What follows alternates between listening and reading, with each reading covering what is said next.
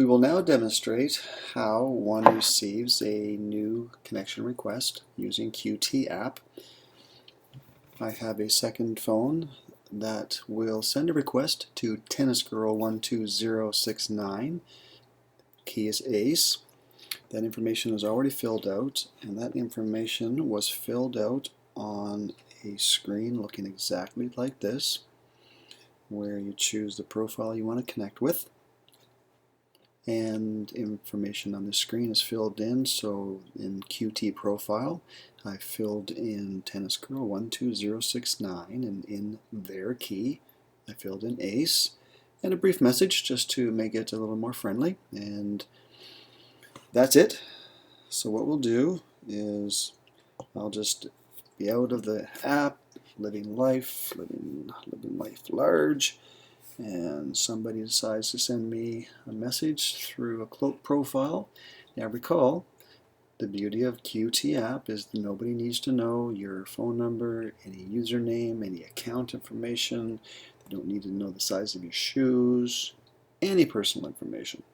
So when tapping on send, get the notification, and if you tap the notification, QTeeApp takes you directly to the screen responsible for accepting the inbound request and presents all the information you need to make the decision, but it also allows you to change the name of the contact if you so desire, and you can change it later just to help you keep track of things, since nobody's real name needs to be placed here, but it could be. So if you want to keep your privacy, you can turn off the ability of the other person to see if you're online, what status is there, or you can say, I don't mind them seeing that I'm online, but I don't need them to see that I'm actually present in a chat. But of course your romantic other would enjoy knowing that you're within that same chat, and that is a new innovation of QTeeApp. If you prefer not to allow a new contact to send you images, pictures, you can do so simply by doing that. And finally, some people tend to send embarrassing messages, which at the wrong time could cause a little bit of difficulty. If you were at work in a business meeting and somebody sent you a message and said, hey, let's go out for some beers and go crazy, perhaps you might not want that to show.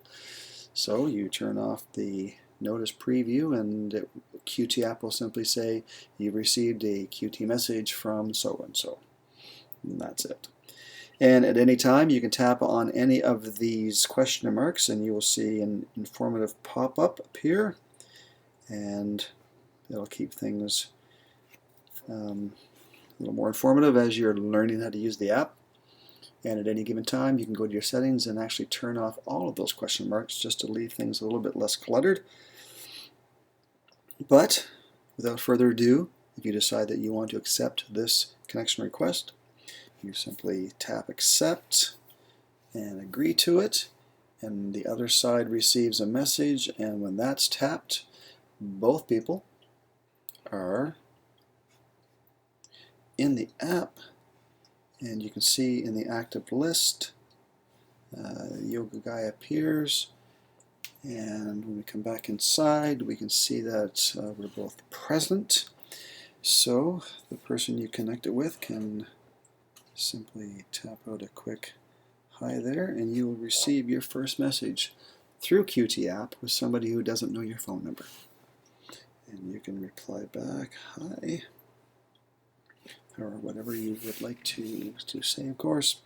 Now, if that other person decides to go about their business on the day, when they step out of the active chat into the chats list, you'll see that they're online. And if they disappear from the app altogether, you will see that.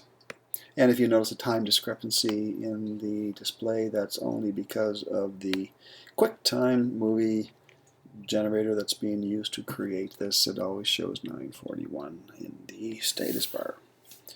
But if that person came back on and came into the chat, and you will see they become present. It's as simple as that. And once you are chatting, or once you're connected, it works exactly like and better than your typical instant messaging app. So welcome to the world of QTeeApp, and we hope to see you soon at the App Store. Thank you.